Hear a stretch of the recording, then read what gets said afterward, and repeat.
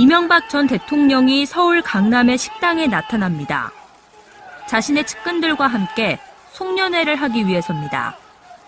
이 전 대통령은 많은 국민이 나라 안팎에서 일어나는 일에 대해 걱정하는 것 같고 자신도 국익이라는 측면에서 많이 생각하게 됐다고 말문을 열었습니다. 현 정권의 이른바 적폐청산 움직임과 외교 안보 정책을 겨냥한 것으로 풀이됩니다.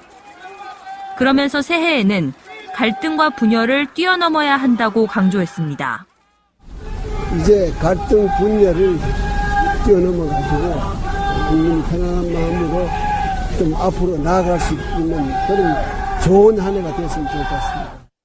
이와 관련해 자리를 함께한 이동관 전 청와대 홍보수석은 5년 정권은 유한하지만 대한민국은 계속 발전해 나가지 않겠냐는 뜻이었다고 설명했습니다.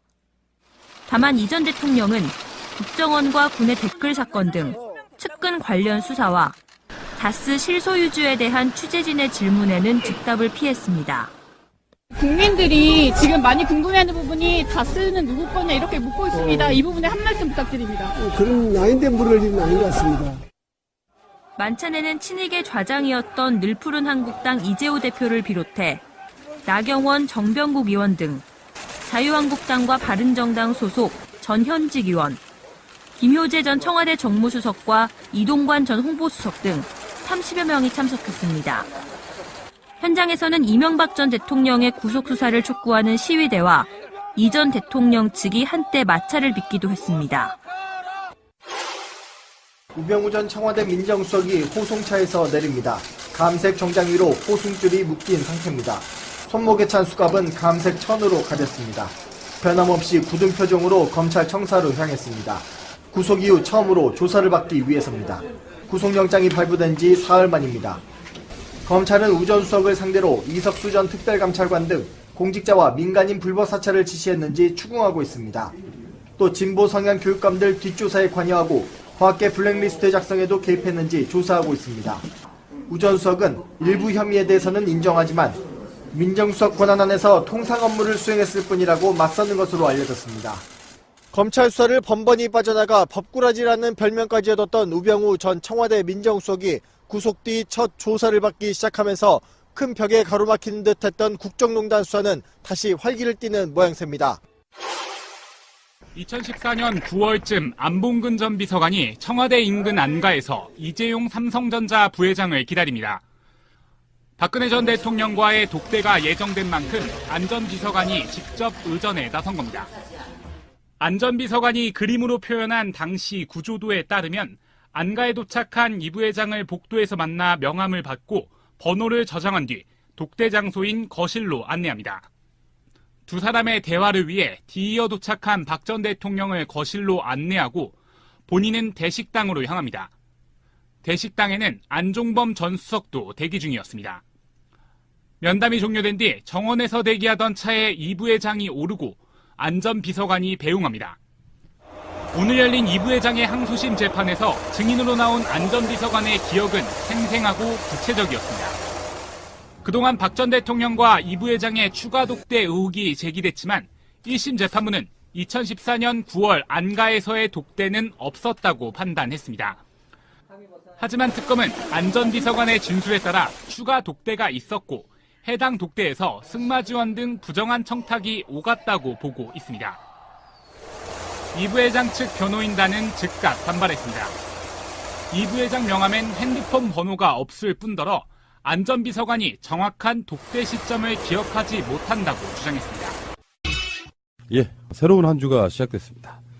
자, 아침에 일어나서 깜짝 놀라신 분들 많으실 겁니다. 물론 이 방송이 전 세계적으로 듣고 있기 때문에 특정 지역의 이야기를 하는 건 온당치 않지만 서울에 엄청 많은 눈이 왔어요. 근데 나는 그 눈을 보고 있었지. 새벽에 들어가잖아요. 새벽에 들어가면서 집 앞에 눈이 엄청 쌓였길래 일단 한번 치웠어요. 눈이 내리고 있는 중에요? 왜냐면 그게 두껍게 쌓일수록 치우기 힘들어지니까 중간중간에 한번 치워줘야 됩니다. 치우고 들어가서 얼마나 올려나 하고 잤는데 아침에 다시 일어나 보니까 엄청 쌓여 있는 거예요. 자, 눈을 지금 밟고 오신 분들 소개를 해드리겠습니다. 인천에 눈 옵니까? 명정님? 인천에도 새벽에 오고 그쳤죠. 그리고 오전에는 모르겠어요. 자는 중이어서 점심 때 일어나니까. 많이 쌓여 있던가요? 적당히 쌓여 있더라고요. 네. 야수님은요? 제가 사는 동네에는 많이 왔어요. 오전 내내 내렸어요. 마차님은요? 예전에 남산 밑에 살 때는 정말 눈 치울 때 신는 부츠 같은 거 많이 신었어야 됐거든요. 그나마 좀 도시 쪽으로 내려오니까 그런 게 좀 덜하긴 하네요. 거기는 그 언덕이 많아서 네. 눈은 무섭잖아요. 네. 미끄러질까봐. 그래서 눈이 안 오다가 갑자기 많이 오면 도시에 있는 사람들이 좀 우왕좌왕하고요. 특히 인천은 이제 인천시장이 근무를 안 함으로써 서울보다는 훨씬 더 그렇다 그러는데 사실은 이게 지방정부가 다 해줄 만한 일은 아니에요. 자기 집 앞에 눈은 자기가 쓸어야 되는데 이제 이런 얘기 하나 드리고 싶네요. 좀 전에 제가 담배 피려고 잠깐 밖에 나갔는데 이 집 주인의 조카뻘인 분이 여기서 도보살이를 하고 계시는데 아, 그렇게까지 자세한 걸. 근데 그분이 눈을 치우고 계시더라고. 네. 그럴 때 우리는 어떻게 해야 될까요? 수고하십니다. 그렇지. 네. 그게 안 돼서 성질나는 경우가 있어. 네. 급한 놈이 먼저 우물을 파든지 뭐 한다고 집 앞을 열심히 치우고 있잖아요. 근데 같은 집에 사는 사람이 지나가면서 한마디도 안 해. 그럼 빈정이 엄청 상해. 네가 할 일 내가 대신해주고 있잖아. 네. 근데 거기에 대해서 고맙다는 표시를 안 하면 안 되죠. 말 한마디로 천냥비를 갚는다고. 넌 열심히 치우고 있어. 그럼 이런 걸 직접 하세요 어르신. 제가 할게요 라고 하면 그분 절대 빗자루 안 줘요. 대신에 말 한마디로 빚을 다 갚아요. 이분은 본인이 한 일에 대한 노고를 인정받았기 때문이죠. 근데 습관이 안 돼 있다 그럴까요? 고맙단 말을 하고 싶어 속으로. 근데 고맙단 말을 꺼내지 못하고 그냥 지나가요. 미안한 마음 가진 채. 한 번만 해보면은 쉬운데. 쉬워요. 정말 쉬워요. 한 번만 해보면. 오전에 또 어디 좀 갔다 오는데 할머니가 자기 집 앞만 겨우겨우 쓸고 있어 한 평 정도 치우고 계시더라고. 할머니 수고하십니다 그랬더니 아이고 뭐 이렇게 서로 그 정이 있어야죠. 요즘 아파트에서는 뭐 보통 그 경비 쓰시는 분들이 대부분 청소하시죠. 그런데 이제 공동주택, 뭐 연립주택 이런 데서는 여러 가구가 살다 보면 사실은 내 집이라는 개념이 별로 없어요. 그래서 그 눈을 잘 안 치우거든요.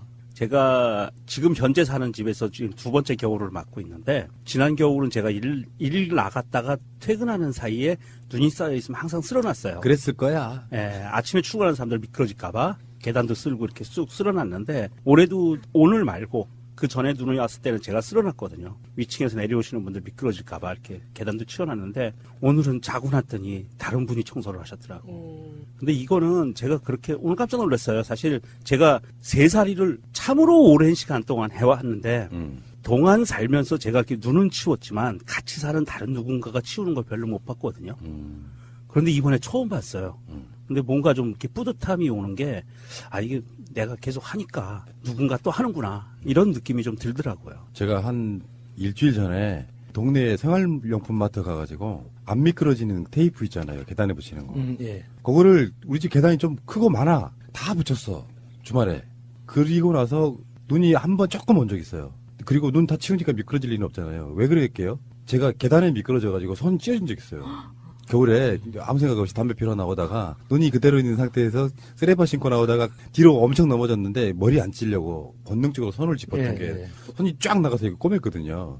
누군가가 이렇게 다치면 안 되겠다 싶어가지고 다 붙여놓고 겨울 맞이를 했는데 자, 우리 방송 들으시는 분들 누군가는 나를 위해서 고생하고 있다는 거 인식하시고요.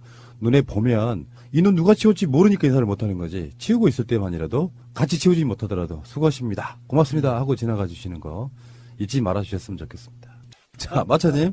네. 게시판 상에 올라왔던 사연 하나만 읽어주시죠. 네. 아비르 휠라님의 사연입니다. 자, 새날 여러분, 염치 없이 광고 부탁해도 될까 모르겠는데 혹시 방송 중에 여유 되시면 홍보 좀 부탁드려도 될까요? 이제 14일 남았거든요. 선거 수개표 청원. 수개표를 주장하는 이유는 새날 여러분들이 그 누구보다 잘 이해하실 거라고 믿습니다. 이 글을 보신 여러분들도 청와대 청원 게시판에 서명 부탁드립니다. 청와대 게시판에 들어가서 수개표를 검색하시면 됩니다. 부디 부탁드려요. 자, 아베르 펠라님 사연이었고요. 이렇게 약간 공익적인 게 아니라도 일반 본인들의 어떤 업장 광고라도요. 무료로 부탁하시면 다 해드릴게요. 뭐 이런 건 염치 없다 이렇게 표현하실 필요가 없고요. 지금 정권이 바뀌어서 그렇지. 오늘이 12월 18일이죠. 오마이갓. 안철수 씨 긴장합시다. 올해로 따지면은 선거가 이틀 남은 거예요. 12월 20일이 대선일이었으니까 예상대로만 하면 어떤 달력들에 보면은 대선일이 표시돼 있습니다. 쉬는 날이라고. 그런데 만약에 대선이 그대로 진행됐다면 또 어떤 논란에 휩싸일지 모른다. 그래서 정권이 제대로 바뀌었을 때 선진국들이 대부분 하고 있는 일이고요. 그러니까 현장에서 투표하고 바로 수개표하자.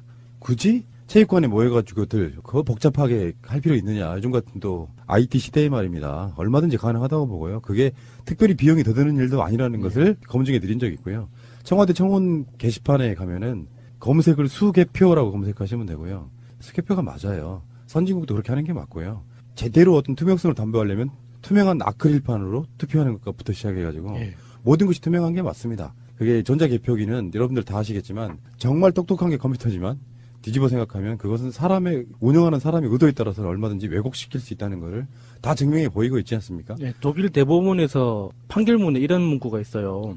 투표와 개표의 방법은 전문가가 아닌 누구라도 이해할 만큼 쉽고 투명한 방법으로 진행돼야 된다. 그래서 그 전자개표를 없앴거든요, 독일에서는. 너무나 당연한 거예요. 이게 기술이 발전한 나라라고 해서 전자개표로 하는 게 합리적인 선택이 될 수는 없는 거거든요. 그래서 상당히 많은 이슈가 정권교체로 인해서 잠복해 있지만 이건 언제든지 다시 올라올 수 있는 굉장히 중요한 부분 중에 하나라고 생각이 들고요. 이번 에피소드의 제목은 제가 미리 정해놨습니다.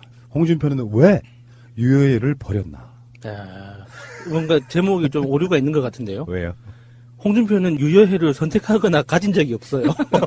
자유한국당 전당대회에서 당대표를 뽑을 때 네. 사실 자기들끼리 매칭을 해가지고 파트너십 이렇게 런닝메이트 이런 개념. 그래서 상당히 홍준표스럽게 선거운동도 했고요. 홍준표를 엄청나게 도와줬던 인물이기도 합니다. 남들이 보기엔 이제 홍준표 옆에 유해가 껌딱지처럼 붙어 있어서 상당히 접근이라고 생각했는데 저는 태어나가지고 물론 지금도 홍준표를 좋아하는 건 아니지만 홍준표가 한 일 중에 가장 훌륭한 업적을 남기셨다.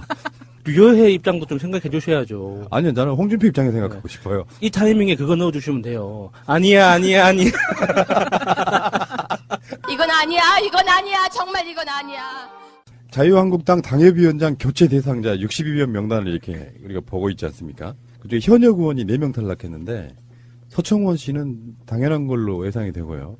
근데 나는 의문점이 생겼어. 최경환은 왜 탈락 안 시켰을까요? 일종의 인증샷으로? 당대표 입장에서 마음에 들고 안 들고의 문제는 아니에요. 당 공식 기구에서 여러 가지 평가를 한 뒤에 점수에 미달하기 때문에 탈락시키는 것 하지만 서청원이 이렇게 되면 홍준표하고 싸웠기 때문이라고 인식할 수밖에 없잖아요. 그리고 다음에 유기준 대표적인 친박이고요. 배덕광 누군지 기억하십니까? 저번에 우리 방송을 한번 했었는데 뇌물 받아서 지금 들어가 계신 분. 그래서 국회 표결이 있을 때마다 한 명이 모자라네? 누구야? 그건 배덕광이네.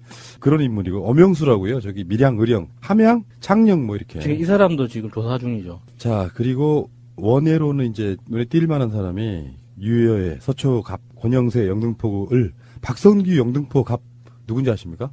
박선규. 모르겠습니다. 박선규 이 사람이 청와대 대변인도 했고요. 그 KBS 출신에 목소리만 딱 듣는 순간 아시게 될 거예요. 여러분 검색해보세요. 박선규.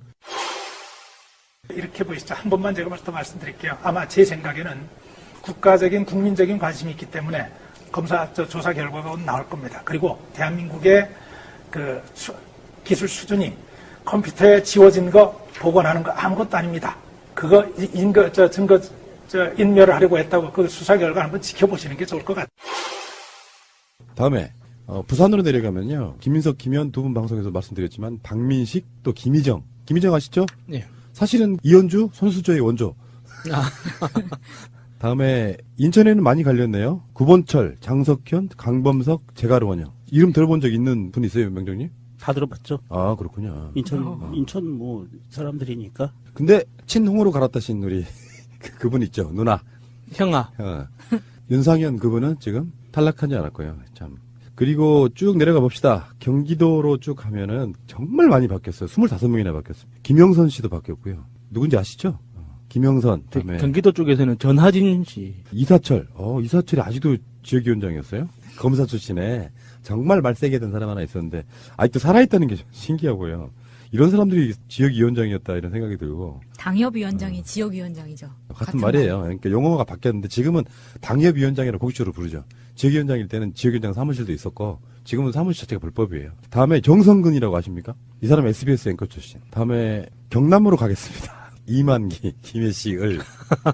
그리고 그 옆에 있죠. 김재철, MBC 사장 출신. 사천 남해 하동 갈렸고요. 뭐 이런 식이고 그중에서 복당파 22명 중 당협위원장이 교체된 지역이 7곳입니다. 그리고 복당파 22명 중 당협위원장이 교체 발표가 안 된 지역이 15명입니다. 이걸로 다 끝난 일은 아니라고 보면은 갈릴 곳이 굉장히 많을 거고 이래서 복당이나 합당이 힘든 거예요. 원래 있던 사람들이 현역 국회의원들이 나간 거잖아요. 그래서 보란듯이 당협위원장을 채워놨어. 그럼 다시 들어오면 그 반발은 어떻게 감당하려고. 그러니까 지금 여기에 15명 있는 지역에 복당해 있던 사람들은 깝깝할 수도 있어요. 네, 실질적으로 이제 당협위원장이라는 직함 자체가 가지는 파워가 어느 정도길래 이렇게 이걸 가지고 사람들이 이게 이 잡음이 이렇게 심한 건가, 그게 잘 이해가 안 될 수도 있죠, 들으시는 분들은. 국회의원이나 당협위원장이 힘을 발휘할 때는 사실은 지방선거예요. 왜냐하면 공천권의 입김이 가장 세기 때문에. 공천 받는 건 누군가가 지금 유명정 지역구에 야수가 들어왔어. 이 지역위원장을 쳐내고 내가 국회의원 싸우는 거는 다른 문제라고. 차후의 문제고. 네. 내가 있잖아 당협위원장으로 있으면 이 사람 자체가 지방의원들 뭐 구의원, 시의원 그런 사람들을 공천하는 데 있어서 절대적인 영향을 네. 미치잖아요. 네. 그러니까 당협위원장을 교체하는 것이 사실은 그 당 또는 그 지역을 장악하는 첫 번째 이유라고 보시면 되죠. 가장 큰 입김. 근데 그래서 이제 민주당 같은 데서는 당협위원장들의 입김을 줄이기 위해서 절차를 민주적으로 하는 거고. 근데 실제로 그럴 수밖에 없는 게 지금 더불어민주당도 막 당원이 170만, 180만 늘어난다고 그러는데 전에 말씀드린 것처럼 한 100만 명 이상이 넘어가면 실질적으로 움직이는 사람들이 각 지역별로 몇천 명 된단 말이에요. 네. 그럼 그 사람들이 여론을 움직여가지고 제일 잘한다고 느끼는 사람 뽑아 올릴 수는 있어. 근데 지금 자유한국당 같은 경우는 지역 기반에 당원이라고 부르려면 사람이 얼마나 있겠어요. TK나 이런 지역 빼고 나면 지역민들이 참여하지도 않는데 결정적으로는 뭐 여론조사 몇 표라고 해봐야 지역에 가면 자기 지역이 지방의원 선거하는데 여론조사하면 몇 명이나 응답하겠습니까? 다 이름을 모르는데. 그러니까 어쩔 수 없어요. 거기에는 당협위원장들의 입김이 가장 셀 수밖에 없죠. 권력 자체가 되는 거고요. 권력 자체가 되는 것뿐만 아니라 가끔씩 나오는 뇌물 사건에 굉장히 밀접한 구조를 갖고 있죠. 나 공천해달라고 당협위원장 하고 있는 현역 국회의원한테 뇌물 주고 가는 거. 공천 헌금이라고 이름 붙여야지. 근데 그게 당장 돈을 주지 않더라도 그들 사이에서 그 어떤 그런 카르텔 속에 권력을 부리는 거잖아요. 그러니까 돈이 아니더라도 뭔가 반대급부, 내가 이권이라는 게 생겨요.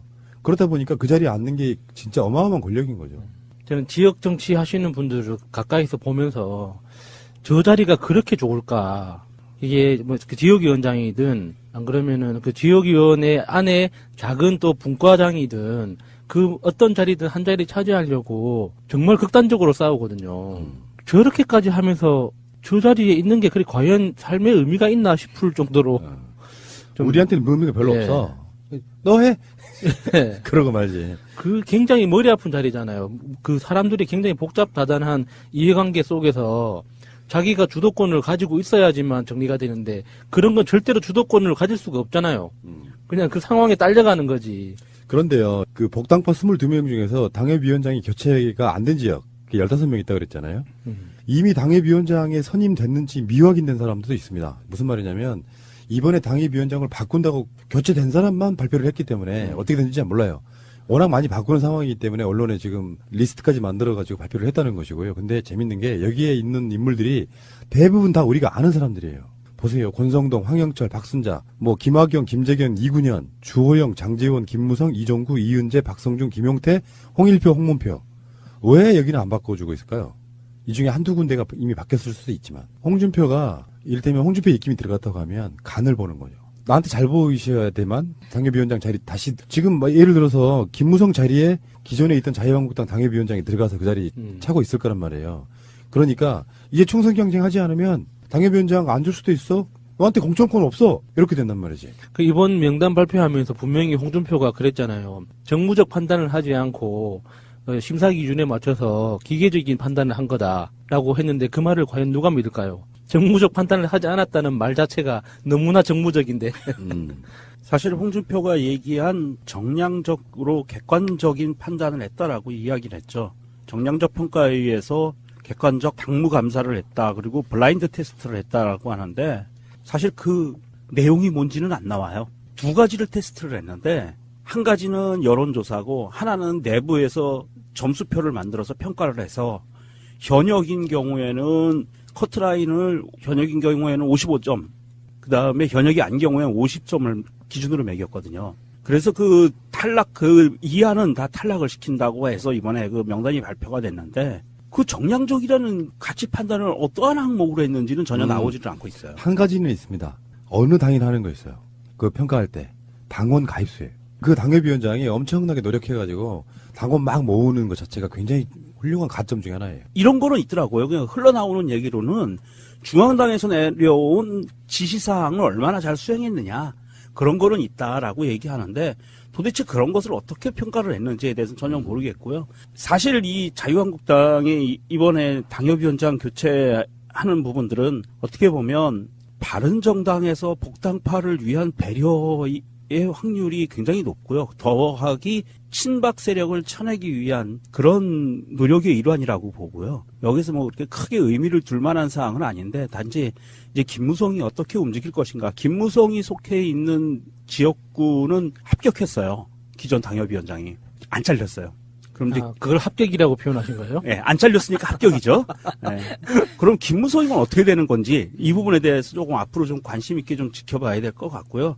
사실 이것을 보면서 저는 그런 생각을 했어요. 야, 만약에 민주당하고 현재 국민의당 호남파 의원들이 복당하겠다고 해서 당협위원장, 지역위원장 자리를 놓고 충돌이 벌어져서 이런 심사가 벌어졌을 때 어떤 상황이 벌어질까? 그게 그렇죠. 예측이 되는 거예요. 지금 여기서는 기존에 있던 그 권력을 재분배하는 데서 있어서의 사실 류여해로 대표가 되고 있죠. 최고위원이기 때문에 막 불만을 토해내고 홍준표의 사당화다 뭐 이렇게 불만을 토해내고 있지만 이게 민주진보 진영에서 만약에 민주당 측에서 이런 일이 벌어졌다면 난리가 납니다. 정말 큰일 나는 상황이거든요. 그래서 이게 합당, 복당 이런 부분들이 그렇게 쉽지 않은 부분인 거예요. 이런 거를 보면.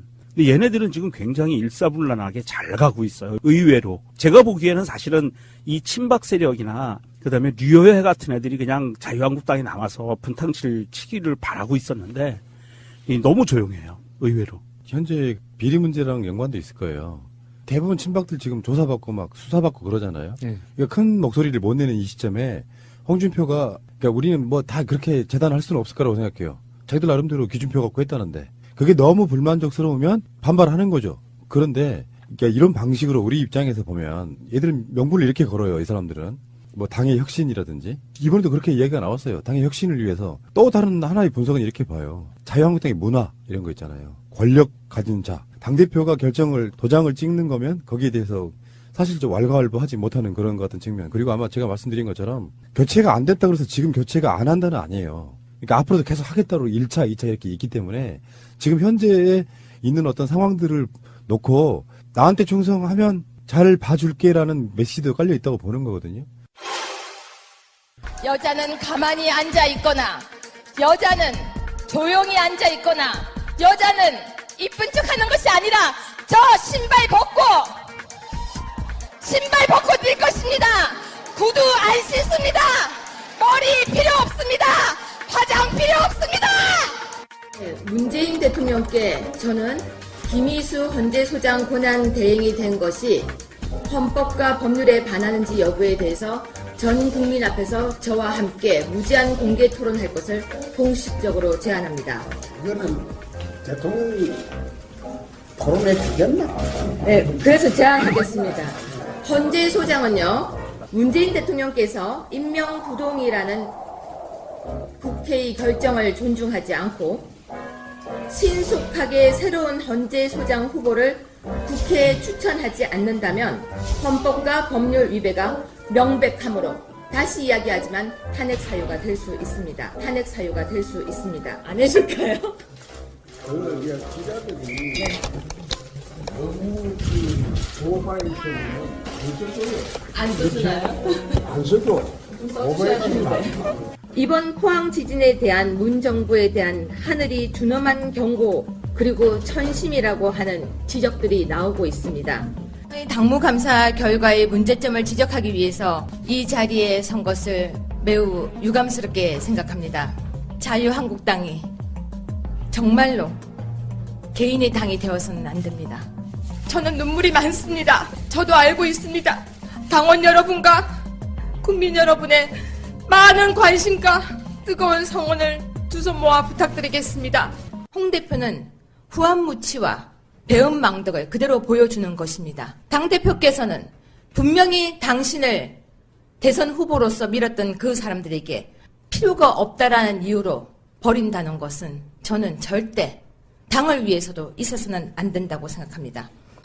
지키지 못해서 죄송해요. 유해의 여러 가지 워딩들, 배은 망덕, 여러 가지 표현들을 했습니다. 그런데 그 유해 자체가 왜 홍준표가 유해를 잘라냈을까? 자기 정치한 거지, 한마디로 말하면.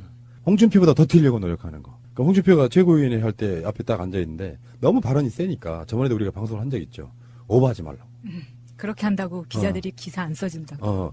그 내부적으로 들어가 보면 홍준표 입장에서 유해가 꼭 못마땅했다라고 분석을 할 수는 없어요. 점수들을 했다는데 뭘 어떻게 해.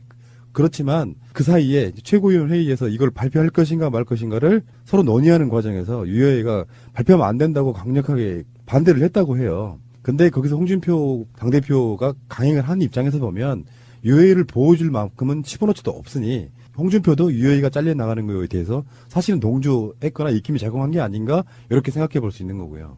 근데 홍준표 생각은 당대표 입장에서 최고위원이라고 하지만 정치권에서는 어떤 느낌이 있냐면 현역도 한 번도 안 해봤어. 그냥 튀는 원사로 유명해졌잖아요. 유명해지고 있잖아요. 그러니까 당에 어떤 기반도 없는 한 사람이 어느 날 갑자기 대중성 하나 갖고 막 튀는 막말해가지고 전당대회 나가요. 그리고 나서 막 맨발로 쇼를 하고 막 노래 부르고 난리가 나요. 그런 식의 정치를 못 보는 거예요. 기존에 있던 정치인들은. 그러니까 처음부터 싫었던 거죠. 그러니까 그 막말로 이제 그 사람들의 용어로 여자가 나대는 이런 표현을 하잖아요. 그러니까 그런 모습 자체가 싫은 게 아닐까 상상이 돼요. 자기 아내의 아버지를 영감탱이라고 부르는 사람이잖아요. 그러니까 그렇게 여자가 이렇게 목소리 높여서 자기보다 더 주목받는 그 상황 자체를 이쁘게 볼 리는 없죠. 어떤 보도에 보면은 이제 여기서부터는 썰입니다. 썰. 확인된 팩트는 하나도 없어요. 유해의 말에 의하면은 일단은 홍모 씨라고 했는데 그 홍모 씨가 홍정욱을 이야기하는 것 같아요. 네. 그러니까 홍정욱 씨를 서울시장 후보로 공천하기 위해서 그렇지 않아도 며칠 전에 임종석 실장이 서울시장 나오면 나도 서울시장 나간다 했던 거기에 대한 경고라는 거예요. 넌 나가지 마. 내가 홍정욱 내보낼 건데. 아이, 그건 아닌 것 같아. 이게 유해의 말이고요. 또 다른 썰은 유해의 지역구 서초갑에 홍준표가 직접 자기의 측근을 공천하고 싶어 한다는 말도 있습니다. 지방선거도 그렇고 국회의원 선거도 그렇고 현재 민주세력 쪽으로 안 넘어오는 지역이잖아요. 그러니까 같은 당협위원장이지만 현역 의원급의 강력한 파워가 있는 거예요. 그 자리가 서초갑이 안 넘어가니까. 근데 거기에다가 관종에 가까운 이런 사람을 집어넣기엔 너무 아까운 지역이에요. 무조건 당선은 빵이잖아. 거기 가면은. 그런 썰도 있고. 그러니까 홍준표의 직계를 집어넣겠다는 썰도 있고. 이혜원을 데려오려고 한다는 썰도 있고. 그 자리가 이혜원 자리였으니까. 그리고 이것도 썰이에요. 사생활 때문이라는 썰도 있습니다. 사생활이라 하면은 홍준표의 여기까지요. 사생활. 아니면 유여회의 사생활. 유해예요. 야, 유여. 지역구를 막 감사하면서 감사하는 중에 뭔가 치명적인 게 걸려서 나중에 이런 게 밖으로 이렇게 드러나게 되면 당의 최고위원으로서 어떤 명예에 먹칠할 수 있다. 이렇게 한다는 썰도 있고요. 저는 몰라요. 확정지어서 말씀 못 드리겠고요. 그런 썰이 있다. 아니 그 비리를 밥 먹듯이 하고 월급처럼 뇌물을 받는 사람들이 그 사생활 때문에 이렇게 탈락시켰으려고요. 이거는 사실 우리가 주장하는 건 아니고요. 언론에 나와 있는 걸 우린 그냥 읽어주는 거예요. 예. 사생활이래요. 공식적으로는 그게 아니고 점수만 이야기했지만 그렇죠. 언론에서는 그렇게 썰이 그게 관련돼 있다더라. 근데 홍정욱 씨 그 서울시장 후보로 거론되면서부터 활동을 안 하시더라고요. 제가 홍정욱 씨의 페이스북 친구의 친구거든요. 그래서 그러니까 홍정욱 씨가 페이스북을 하면 페이스북에 그 게시물을 올리면 저한테도 떠요. 그러니까 저하고 친한 친구의 친구이기 때문에. 본인이 패친이 아니라는 걸 굳고 설명을 하시는군요. 딱 그 사람한테 관심이 없어요. 그런데 이제 왜 제가 눈에 띄었냐면 홍정욱 씨가 원래 페이스북을 잘 안 했거든요. 그런데 어느 순간 한 올해 초부터 뜬금없이 책을 새로 그 개정판을 내기도 하고 행사를 돌아다니면서 그 인증샷을 찍어서 막 올리더라고요. 그 홍정욱 씨 특유의 그 잘생긴 얼굴 있잖아요. 그래서 이 사람이 다시 정치에 관심이 있나? 라는 생각을 했는데 제 기억으로 10월, 11월 달부터 서울시장 후보 이렇게 이야기가 나오니까 조용해지더라고요. 생각이 없는 것 같은데 당사자는. 홍정욱이네 뭐네 해도 홍정욱도 그렇게 좋은 평가 받는 사람은 아니에요. 우리 쪽에서는. 근데 잘생겼잖아요. 그러니까 잘생겨서. 네. 근데 그런 사람이 서울시장을 나오려고 마음을 먹는다 치더라도 사실 서울시장 되기 힘들어요. 그러니까 이럴 때는 그런 거 있잖아요. 이 분위기일 때는 가만히 있으면서 자기 일을 하는 게 훨씬 도움이 되고요. 그래서 여론조사가 무서운 거예요. 만약에 문재인 정부가 일을 정말 못해서 지지율이 바닥인데 그래서 야당 쪽에서 나가면 좀 큰 당에서 나가면 무조건 당선될 거라는 인식이 있으면 홍정욱 씨가 가만히 있겠어요? 각종 방송에 나오고 난리 났지? 현재 그 여론조사가 이런 사람들의 바로를 꽉 눌러주고 있는 측면이 있는 거거든요. 그러니까 박원순 시장한테는 홍정욱이 나경원이 아니고 당내 경쟁자들이 첫 번째 관문 통과가 가장 중요하다고 봐요. 그렇죠. 예. 근데 이것도 이제 유효의 말이니까 진짜 웃기긴 하죠. 서울시장 까면 되고? 맨발이 디바야? 아, 왜요? 자신감이 중요한 거죠. 자기가 이은미야? 뭐 인생 자신감이지 뭐 있어요? 돈 많으면 나와서 그냥 후보로 수십 번 나와도 되죠, 뭐. 까짓거 뭐. 그러니까 논란이라는 게 그런 거 아니에요. 김정숙 여사 감 본인이 깎아 증거대봐. 이게 정치인이 할 말이에요 지금. 그러니까 하태경도 페북에서 비판을 했는데 우리 하태 한국당 당협위원장 교체 딴 사람은 몰라도 류여해 교체는 참 잘한 것 같군요. 류여해 교체는 하늘의 경고였죠. 한국당이 잘 수용했습니다. 제가 한국당 칭찬하는 날이 올 줄이야. 야, 그러면은 홍준표가 갑자기 하늘이 된 거예요? 포항 지진 때. 아니, 제가 몰라서 드릴 말씀이 아니고, 그러니까 하늘의 경고라고 하니까 그 말대로 하면은 홍준표가 하늘이 된 거잖아요. 이게 아까 내가 초반에 말했던 거랑 비슷한 구조예요. 나 홍준표 별로 안 좋아하지만 이 사람이 한 일 중에 칭찬할 게 있네요. 똑같은 것처럼 나도 하태경 별로 안 좋아하는데 하태경이 이 말 한 거는 하나 칭찬해 주고요. 이렇게 해서 그 나쁜 구조에 유여의 홍준표, 하태경 순으로 나쁜 서열이 있는 거야. 아니, 워낙 말을 싸가지 없이 했기 때문에 정말 이런 사람들은요. 세상에 어디 가나 관종은 있죠. 솔직히 말씀드리면. 근데 그게 상식적이면 돼요. 하는 말이 틀리지 않아야 된다고. 사실은 박근혜 탄핵이나 문재인 대통령 당선도 상식과 비상식의 싸움에서 상식이 이긴 거예요. 그러니까 막말을 많이 해서 자기 지역 또는 자기 지지자들한테 지지는 받을지 모르지만 그건 상식적이지 않은 사람들의 지지잖아요. 내가 항상 말씀드리잖아. 홍준표가 지금까지 그렇게 미워했지만 만약에 자기 당선이 되고 나서 당대표로서 문재인 정권에 협조할 건 협조하겠다 하면서 흔쾌히 협조해주고 그리고 우리가 새누리당부터 해온 어떤 그런 잘못된 부분이 있어가지고 철저히 반성합니다. 라고 반성하는 모습도 보여주고 그러면 지지까지는 아니더라도 미움은 사라지거든요. 극단적인 미움. 근데 거기에 앞장서가지고 뭘 세상에 뭘 그렇게 잘했냐는 둥 하면서 온갖 막말을 쏟아낸 사람을 잘라내는 거. 제가 앞으로 이번에 유해가 기자회견에서 했던 말들을 자꾸 방송 브릿지로 써먹을 생각입니다. 홍준표 까는 거. 여기 이제 EJ 전법인데. 자, 잠시 후에 다시 오겠습니다.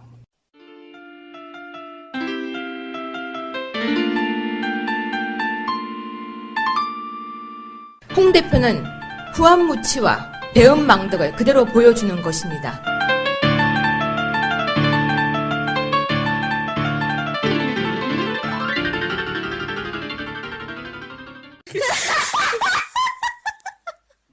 자, 유해 이야기를 조금 더 하면은, 유해가 이제 첫날, 당협위원장 탈락 첫날은 뭐 여러 가지 말을 쏟아냈죠. 두 번째 날은 이런 표현을 했어요. 홍준표는 여자 무시하는 마초다. 아, 미치겠네. 몰랐나? 그 대선 때부터 나왔던 그 마초성을 이제 자기가 탈락했다고 또 들이미는 이런 모습을 보여주고 아니, 있습니다. 홍준표는 여자만 무시하는 게 아니죠. 그 장화도 지 손으로 안 씻는 사람인데 누군들 안 무시하겠습니까? 그래서 유여해가 페이스북에 직접 이렇게 씁니다. 홍 대표는 여자를 무시하는 마초다.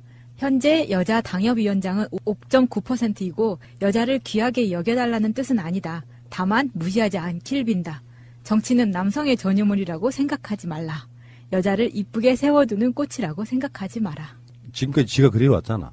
권력을 누릴 때는 그렇게 해왔잖아. 뭐죠? 최고위원 후보 할 때는 그렇게 발표했었잖아요. 하이힐도 안 신고 화장도 안 하고 달려다니겠다. 그렇지만 막상 인터뷰하실 때는 속눈썹 연장술도 하시고 하이힐도 신으시고 페이스북 프로필 사진 보면은 겁나 이쁘게 나왔던데요. 풀 메이크업도 하시고 마차님한테만 보이는 당해봐야 압니다. 유해 씨가 하나 느껴봤으면 좋겠어요. 여자를 무시하는 마초다. 자기가 권력을 누릴 때는 실제로 그런 거에 대한 인식이 없었을 거예요. 그래서 홍준표 막 편들고 자기가 영부인 공격한 거 한번 생각해봐요. 똑같은 구조 속에 그 마초성을 갖고 공격을 막 해댔단 말이에요. 그런데 탈락하니까 이제서야 이런 소리 하고 있는 거예요. 그러니까 유해는 여자였기 때문에 탈락했다기보다는 우리가 봤을 때는 유해 자체도 마초를 갖고 있는 그냥 마초였어요. 그 마초가 다른 마초한테 남성성을 가진 마초한테 자기 탈락시켰다고 이제서야 마초를 꺼내는 거예요. 이게 더 비열한 거예요. 기자들 이야기 뭐 다른 방송에 또 나오겠습니다만 그런 이야기인 거예요. 박근혜가 탄핵당하기 바로 직전에 기자들 모아가지고 카메라도 못 갖고 들어오게 수첩도 못 갖고 들어오게 하고 자기 막 변명을 할 때 거기에서 질문 하나 못 하던 새끼들 그런 새끼들이 민주주의가 되면 어떻게 합니까? 가서 중국 가서 쳐맞죠. 너무 맞는 말을 하시니까 빵 터지네요. 이 비유를 왜 드냐면 민주 정권과 그렇지 않은 정권의 차이를 설명하는 거예요. 왜 민주적인 대통령을 민주적이지 않다고 공격하겠어요? 정말 원인은 간단한 거죠. 보복하지 않으니까예요. 기자까지도 똑같아. 막말하는 게 보복하지 않으니까라고.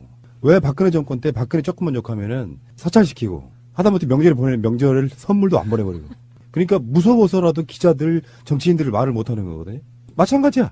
자기가 실제로 그런 걸 누리고 있을 때는 말 못하던 것들이 이제서야 이런 식으로 이야기하는 것 자체 공감할 수 없고요. 자, 근데 그 공천 배제에서 하나는 저는 보고 싶어요. 이철우 국정원 출신의 유일한 국회의원입니다. 자유한국당에 지금 민주당에도 있어요. 김병기 의원. 이 사람이 현역 국회의원을 내려놓고 경북지사에 출마하겠다고 선언했어요. 세네요. 쉽지 않거든요. 네. 현재 경북지사도 있고. 네. 사실은 동아일보 쪽에서 나온 무슨 잡지에 지방선거 분석을 봤는데 최악임을 상정하고 경북지사만 제외하고는 자유한국당이 가져가지 못할 가능성이 있다는 분석을 내놨더라고요. 그만큼 확실한 자리예요. 어떤 상황이 벌어지더라도. 여기에 공천을 받을 거라는 확신이 없으면 저는 이렇게 표현 못할 거라고 보거든요. 아니면 진짜로 수사에 불과하거나 정말 내려놓을 생각은 없는데 주목받기 위해서. 나중에 번복하면 되니까. 근데 국회의원보다 경북지사가 더 좋은 거예요? 그거는 뭐 활용하기 나름이죠. 또 훨씬 좋죠. 경북도지사는 이철우가 속해 있는 김천 등을 포함한 그 모든 지역에 자기들 표현대로 하면 통치 관할에 들어가는 건데 상징성 자체가 완전히 다른 거고 부리는 공무원만 해도요. 국회의원실은 7명이에요. 경북도에 있는 공무원들 다 합쳐보면 수만 명일걸? 그런 관점이 약간 좀 다른 거라고 보는데 왜 이 사람이 이렇게 표현했을까가 분석은 두 가지로 봐요. 하나는 나중에 번복해도 된다. 주목받기 위해서 국회의원직 사퇴한다가 있을 수 있고 홍준표와의 관계일 수도 있어요. 홍준표와의 관계. 그러니까 확실하게 내가 공천을 받을 거라는 어떤 내락 또는 어떤 관계에 있어갖고 예를 들면 이런 거잖아. 서병수가 부산시장이지만 친박으로서 지금 홍준표는 서병수를 자르려고 엄청나게 벼르고 있잖아요. 그런 관계 속에 이철우 자신이 초반에 깃발을 딱 꽂고 홍준표 대표는 나 밀어줄 거야 라는 뭔가가 있다면 이렇게 딱 관심 받으면서 왜 이런 거 있잖아요. 출마 선언도 안 했지만 지지율 조사 하는데 예를 들어 임종석 실장을 한번 봅시다. 서울시장 나간다는 이야기 한 번도 한 적이 없어. 그러니까 지지율 여론조사를 하면 상당히 후미에 있죠. 언론들이 집어넣었기 때문에 거론은 되지만 후미에 있잖아요. 근데 어느 순간에 내가 나 출마한다고 언론의 스포트라이트를 받기 시작하면 지지율이 앞서가요. 선제적으로 치고 나가는 거거든요. 이철우가 그렇게 하는 게 아닐까라는 생각을 해봤다. 경북도지사는 김관용 지사가 3선을 마지막으로 물러납니다. 만약에 그 경우가 맞다면, 그러니까 이철우하고 홍준표 사이에 어떤 거래든 약속이든 있는 상태에서 이렇게 출마 선언을 한 거라면, 그러면은 조만간 대법원에서 홍준표 선고 예정돼 있잖아요. 그 이야기 하려고 해요? 예, 그러니까 그게 그러면은 무죄를 알고 있다는 뜻이에요? 무죄를 알고 있다는 뜻이 되잖아요. 지금 그쪽에서는. 그건 차후의 이야기지. 그러니까 유죄인지 무죄인지는 차후의 이야기고 일단 이철우가 이렇게 세게 나오는 거 보면 그래서 분석은 두 가지라고 그랬잖아요. 일단 튀어보기 위해서인지 홍준표의 관계에 있어서 확신을 갖고 있는 건지는 모르겠다 이런 얘기고 말씀 꺼내셨으니까 홍준표의 대법원 선고 날짜가 나왔습니다. 내가 강기정 의원님 모시면은 그 방송에 제가 물어보잖아요. 대법원 전화번호 아냐고. 홍준표가 언제 선고하는지 궁금하다고. 15771 땡땡땡. 그런 상황에서 대법원이 22일 날 선고하겠다라고 얘기가 됐는데 여러분들 어떻게 보십니까? 결과 한번 얘기 한번 해봐요. 동전을 던지는 게 나을 것 같아요. 요즘 그 법원 하는 거 보면. 패널 여러분, 여러분들은 애청자를 대표해서 자기 생각을 말하는 건데 예. 자기 기준이 확실해야 돼요. 예를 들어서 그건 신의 뜻이네 이런 개소리 하지 마시고 왜 그런지 이유를 설명을 해봐요. 그게 재밌죠. 방송 들으시는 분들은 들린다고 할지라도 우리는 예리한 통찰력 같은 거 없어. 그냥 막 지르면 돼. 유죄 나올 거라고 봐요. 그 김영수가 대법원장이 임명되기 전부터 대법원장 부임하고 나서 최대한 단기간 안에 최대한 빨리 대법원 판결을 하는 게 홍준표한테 유리하다는 게 이제 법원 쪽에서 그런 이야기가 굉장히 많았거든요. 이게 시간을 끌면 끌수록 파기환송 쪽으로 그 가닥이 잡힐 거다라는 이야기가 많았어요. 제가 생각해도 그렇죠. 그러니까 1심에서 유죄가 나왔는데 그게 전후 사정이 달라진 게 하나도 없는 상태에서 그냥 결과만 다시 그 무죄로 뒤바뀐 거거든요. 아, 유죄가 된다? 예, 아, 우리 야수님은 홍준표가 유죄임을 확신한다. 마차님? 저는 제 희망사항을 담아서 성완종 리스트가 적폐청산 신호탄격인 사건 중에 하나인데 이게 무죄가 나오면 촛불 다시 들어야 된다고 생각하거든요. 그래서 저도 유죄가 나올 것 같아요. 대법원이 그런 걸 생각한다. 분석 좋아요. 오, 자신감 가지고. 자, 민정수석. 이런 일이 일어나면 안 되겠는데 네. 사실은 야수님이 얘기한 파기환송심이 맞다고 보는데 이번 그 상고심 재판에서는 2심을 인정하는 판결을 내릴 것 같아요. 무죄 취지. 아마도 그렇게 갈 것 같습니다. 분위기가. 2심이 무죄였어요? 예. 그러니까 1심 유죄, 2심 무죄. 이제 대법원에서 파기환송은 뭐냐면 다시 돌려보내는 거예요. 유죄 취지로. 2심 다시 심사해 이렇게 보내는 건데 그렇게 안 할 것 같고요. 딱 원인은 한 가지일 것 같습니다. 증거가 부족해. 라고 얘기할 것 같아요. 그러니까 어차피 법원의 판사들은 증거로 이야기하는 건데 나는 이렇게 보거든요. 1심과 2심이 달랐다는 것이 그만큼 법이 허술한 거예요. 감정의 동물일 가능성이 높아요. 국민적 여론도 중요해. 저번에 권순호 판사에 대해서 우병우가 영장 발부한다고 권순호 판사가 발부한다고 했던 제 나름대로의 분석은 뭐였습니까? 여론이에요, 여론. AI 인공지능이 하는 게 아니기 때문에 눈치를 볼 수밖에 없어요. 두 번 기각하기는 심적으로 되게 부담스러워. 근데 법은 너무 디테일해서 거기에 대해서 확실하게 판단을 내려주는 것도 아니야. 사람이 결론적으로 판단하는 수밖에 없다. 그 증거가 대표적으로 1심, 2심 결과가 달랐다는 거예요. 사람이 평가하기 때문에 그렇다는 거예요. 근데 이런 걸 한번 보고 싶어요. 홍준표의 설레발. 홍준표가 페이스북에다가 글을 올려서 자기가 무죄가 나오는 이유를 설명하잖아요. 그것도 두 가지로 분석할 수 있어. 영향을 주려고 하는. 두 번째는 유죄가 나오려고 하는 분위기 속에서 계속해서 여론 작업 먼저 하는. 두 가지로 분석할 수 있는 거예요. 둘 중에 하나겠죠. 정말 만약에 무죄 취지로 선고가 나온다면 정말 열받을 것 같아요. 한명숙 전 총리 같은 경우를 생각해 보면 맞습니다. 도대체 그러면은 뭐 어떻게 받아들여야 되는 거예요? 그런 그 이중적인 잣대를. 사실 우리나라 사법부가 이중적인 잣대를 원래 갖고 있어요. 그 사람들이 원래 갖고 있는데 좀 이게 항상 이야기하지만 대한민국에서 지금 아직 수술칼을 들이대지 못한 곳이 국회와 사법부라고 항상 얘기하잖아요. 전혀 바뀐 거 없거든요. 단지 대법원장이 바뀌었고 정부가 바뀌어서 뭔가 여론이 국민적인 여론과 사회 분위기가 바뀌어가기 때문에 사법부에서도 사실 그 눈치를 안 볼 수는 없어요.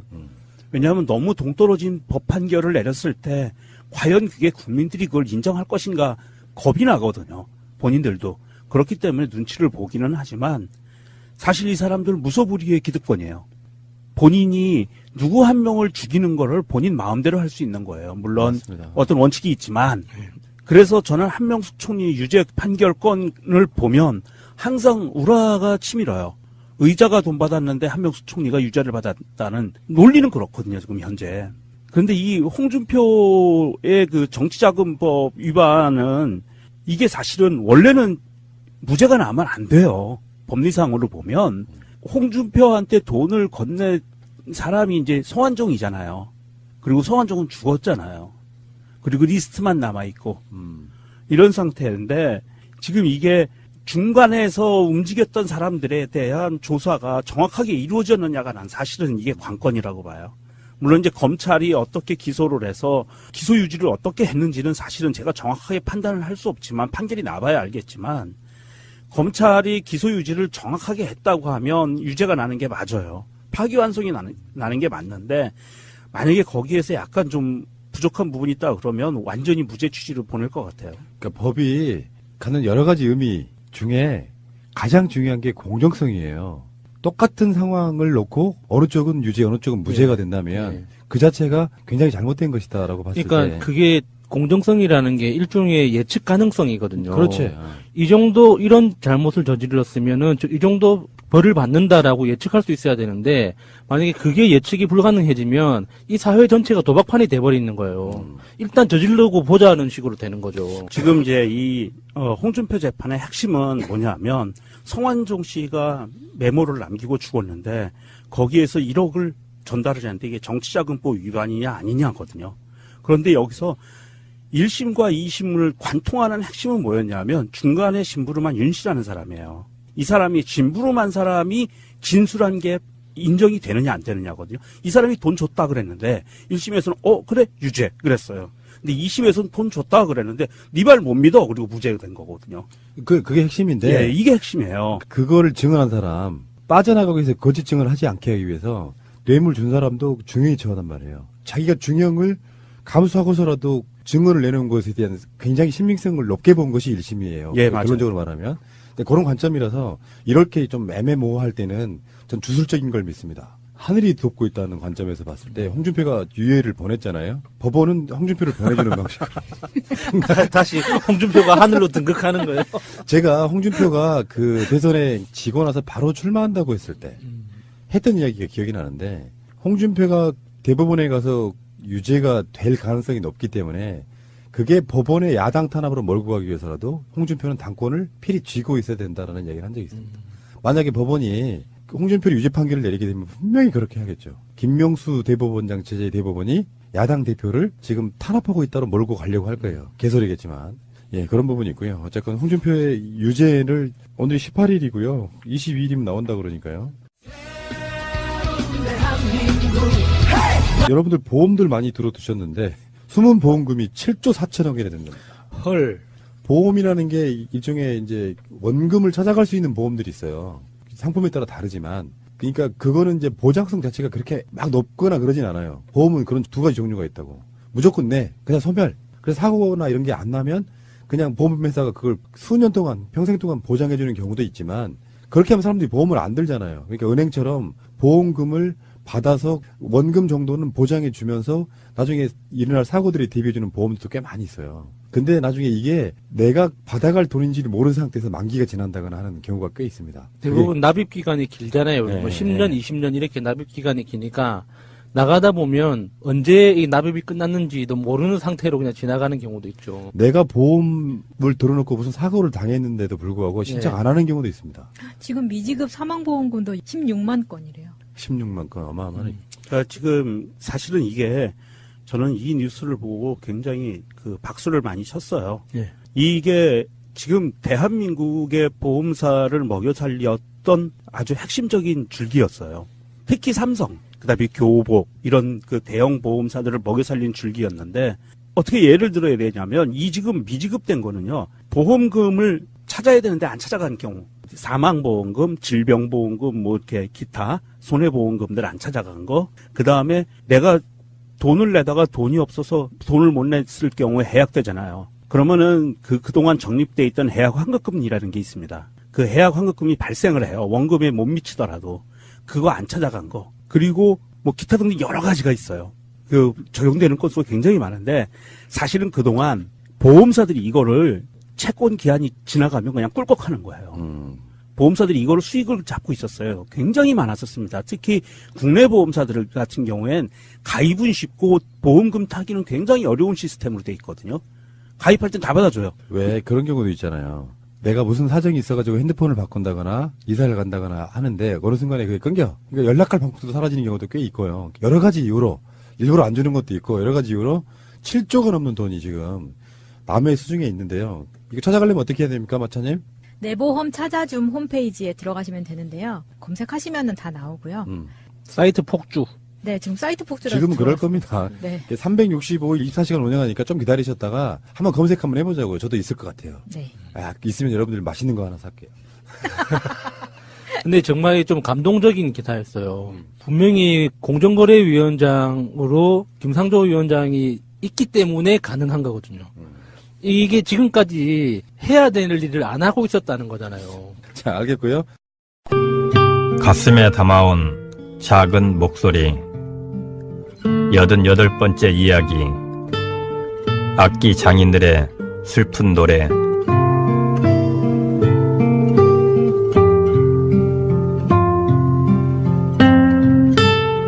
안녕하십니까. 가슴에 담아온 작은 목소리 김영호입니다. 여러분은 기타 선율을 들으며 어떤 생각 하시나요? 혹시 이 소리를 만든 사람을 떠올려 보신 적 있으신지요? 기타를 깎는 장인들은 하루 종일 나무를 깎고 다듬는데요. 10년 전까진 우리나라에도 이렇게 아름다운 소리를 만들던 기타 장인들이 있었습니다. 그리고 그들의 자부심은 누구보다 높았는데요. 고등학교를 졸업하고 수십 년간 기타만 만들어 온 임재춘 씨와 이인근 씨도 그들 중 한 사람입니다. 저 같은 경우는 기타를 30년을 만들었거든. 대한민국 기타의 산 증인인데, 처음에는 기타를 조금 해갖고 최고급 기타를 800불, 600불 그렇게 만들었는데, 나 같은 경우는 명예잖아요. 저 기타 장인 명예인데. 나름 자부심을 좀 느꼈던 적은 있었던 것 같아요. 이제 뭐 TV에서 뭐 이제 공연 프로그램이라든지 이러한 프로그램을 보면서 그 기타가 이제 클로즈업 될 때 이 콜트라고 하는 그 마크가 나왔을 때 이제 아이들에게 저게 이제 아빠 회사에서 만드는 기타다라고 뭐 이렇게 뭐 자랑 삼아 이야기했을 때. 하지만 그들이 일했던 환경은 녹록치 않았습니다. 일주일에 한 번 지급됐던 마스크, 그리고 꽉 막힌 창문들. 이인근 씨는 당시 열악했던 상황을 이렇게 고백했습니다. 기타라고 하는 게 이제 목재를 가공하는 거잖아요. 나무 분진이 상당히 많이 나요. 이제 거의 뭐 공정의 한 80%가 이제 사포질이니까. 근데 약국에서 파는 마스크, 이게 방진 마스크가 아닌 일반 마스크를 지급을 하고, 마스크 하나 주면은 거의 막 일주일씩 써야 되는. 그러니까 하루 끼면은 입냄새 나잖아요. 그러다 보니까 여기다 앞에다가 뭐 휴지를 끼워서 티슈를 끼워서 하시는 분도 있고, 손수건을 대서 하는 분들도 있고, 이러한 현장에 이 창문이 없다는 거예요. 하지만 이인근 씨를 비롯한 동료들은 회사가 잘 되면 나도 잘 된다는 심정으로 묵묵히 일했죠. 그리고 전 세계 기타 생산량의 30%를 점유하고 있던 회사는 계속해서 성장했습니다. 그런데 2007년 어느 날 회사는 경영상의 이유로 폐업을 결정했다면서 정리해고를 단행하는데요. 이인근 씨는 아직도 그날의 기억이 생생합니다. 4월 9일 날 노동자들은 아무것도 몰랐어요. 아무것도 모르고 아침에 이제 출근을 해 보니 이제 공장 문은 잠겨져 있고 관리자들은 보이지 않고, 이제 공장 정문에 조그맣게 붙어 있는 공고문을 보고서야 그제서야 이제 회사가 휴업을 하고, 휴업이 끝나면 폐업을 한다는 그러한 사실을 알게 됐던 거죠. 뭐 그 이전에는 전혀 그러한 징후를 느끼지도 못했고, 그러한 이야기들을 뭐 회사 측으로부터 뭐 듣지도 못한 그러한 상태였던 거죠. 사실 4월 9일 날 아침 통근버스도 정상적으로 운행이 되는 그러한 현실이었으니까요. 순식간에 직장을 잃어버린 기타 장인들. 그런데 회사의 말처럼 정말로 경영상의 위기가 도래했던 걸까요? 근데 이 콜텍이라는 회사가 지난 과거에 적자를 낸 경험이 있느냐, 적자였을 때가 있었느냐, 아니라는 거죠. 그 10수년 동안을 계속 흑자를 내왔던 회사고, 그리고 누적 흑자액만도 2007년 당시에 거의 한 800억의 누적 흑자액이 있는 그러한 기업인데, 더군다나 은행 부채가 하나도 없어요. 부채 비율이 제로예요. 이러한 알짜 기업이, 건실한 기업이 뭐 경영상의 사유가 있다? 일방적으로 해고를 통보한 회사. 하루아침에 일터를 잃게 된 기타 장인들은 그 억울함을 법정에 호소해 보았습니다. 하지만 법은 약자들의 편이 아니었습니다. 2012년 대법원은 흑자 정리해고에 대해 회사에 손을 들어주었고, 2014년에는 미래에 다가올 경영상의 이유로 정리해고를 하는 것이 정당하다는 판결을 내립니다. 처음부터 이 기나긴 싸움을 지켜보고 있었던 박종문 노무사의 이야기입니다. 거의 한 5년 끌었죠, 대법원에서. 그리고 판결을 한 거는 장래에 기업이 경영상 어려움을 초래할 수 있다라고 하는 그 위기가 생길 것 같다라고 하는 예상을 하셨잖아요. 예상을. 가정을 하시고 판결을 했죠. 굉장히 이건 상식적으로 이해하기 어려운. 아마 2012년도 해당 연도에 최악의 노동 판결로 아마 꼽혔을 것 같아요. 제 기억에는. 회사를 경영하실 때는 장래 위기가 초래된다라고 생각을 하시면 얼마든지 집단적으로 해고를 시키세요. 그리고 기업을 유지하세요. 라고 하는 배려와 안내를 해준 꼴인 거죠. 정리해고 후 10년 인천의 공장 부지에서 광화문에서 그리고 여의도에서 오늘도 천막을 쳐놓고 농성 중인 기타 장인들. 함께했던 150여 명의 동료들은 하나둘 떠나고 이제 4명의 기타 장인이 광화문 농성장을 지키고 있었습니다. 10년의 세월은 그들에게 추위와 서러움이었는데요. 아무래도 제일 불편한 부분은 씻는 거지 않을까 싶어요. 이제 씻을 때라고는 이제 뭐 공중 화장실 이런 데밖에는 없다 보니까 사실 여름 같은 경우는 샤워할 공간이 없는 거죠. 사실 이제 겨울인데도 거기는 겨울에 따뜻한 물이 안 나오더라고요. 돈도 최고 문제가 되죠, 사실. 너무 맨날 아무것도 없이 생활한다는 게 쉬운 문제는 아니잖아요. 사실 그런 게 최고죠, 의식주. 우리가 뭐 돈이 많아서 매일 목욕탕 가서 씻을 수도 없는 거고 화장실 가서 몰래 씻고 이렇게 해야 되는 부분인데 저쪽 건너편에 있을 때는 화장실 가려면 24시간 하는데 없어가지고 뭐 얘기를 해야 될지 모르지만 공항 한 저쪽 가서 실내를 해야 되고 이런 부분도 있고. 투쟁하는 동안 잃은 것도 많았습니다.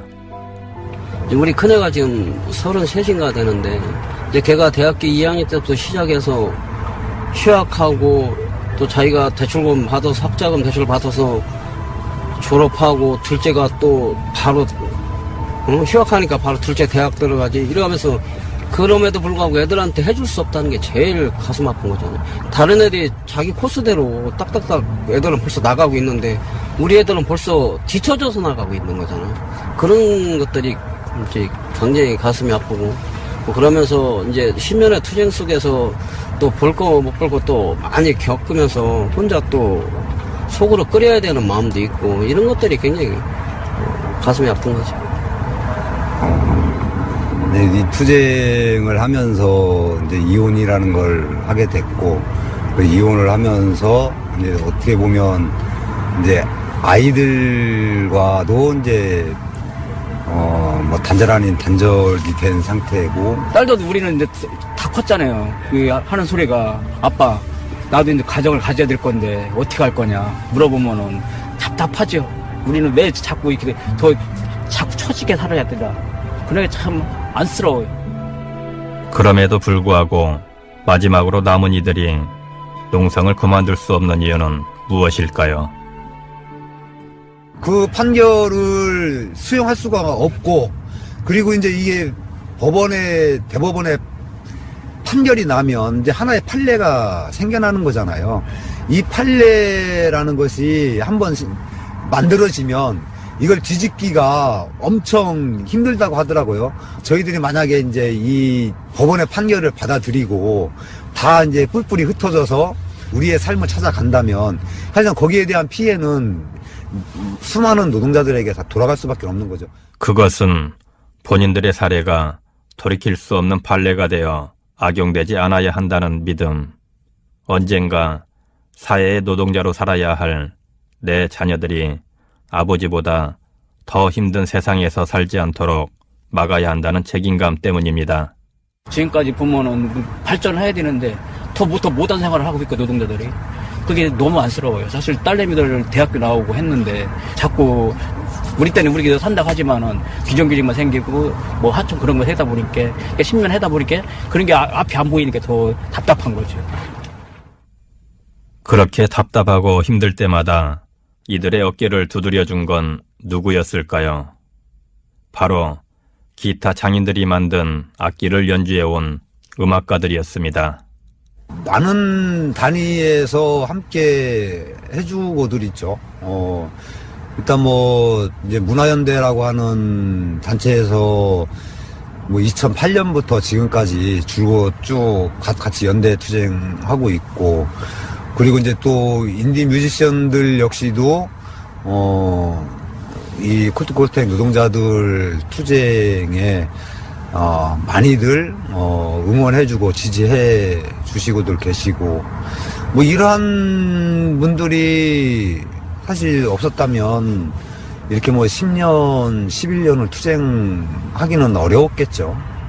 너무 많아가지고 입장을 좀 못하거든요. 입장을 좀 해주시죠. 지난 12월 9일 홍대 인디 공연장. 이곳에선 남아있는 농성자들로 구성된 밴드 콜뱅과 이들을 응원하는 사람들의 공연이 펼쳐졌는데요. 공연장을 찾은 사람들 때문인지 기타 장인들의 얼굴은 실로 오랜만에 엷은 미소를 띠고 있었습니다. 다들 아시겠지만 음악성은 많이 떨어집니다. 지금까지 콜트콜텍 투쟁 10년 다들 저희들이 좋아서 함께 해준 거라고는 생각지 않습니다. 그 의미가 우리와 같은 우리의 일이기 때문에 함께 10년 동안 같이 웃고 같이 울지 않았나 싶습니다. 그죠? 네. 꽃보다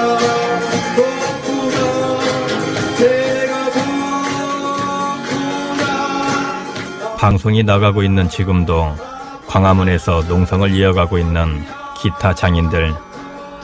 그들이 바라는 것은 법과 정의를 실현하는 법원의 판결과 부끄러움을 하는 자본가가 있는 세상일 것입니다. 또한 10년이 지난 지금도 차가운 거리에서 이들이 싸우고 있다는 것을 기억해주는 사람들의 관심입니다.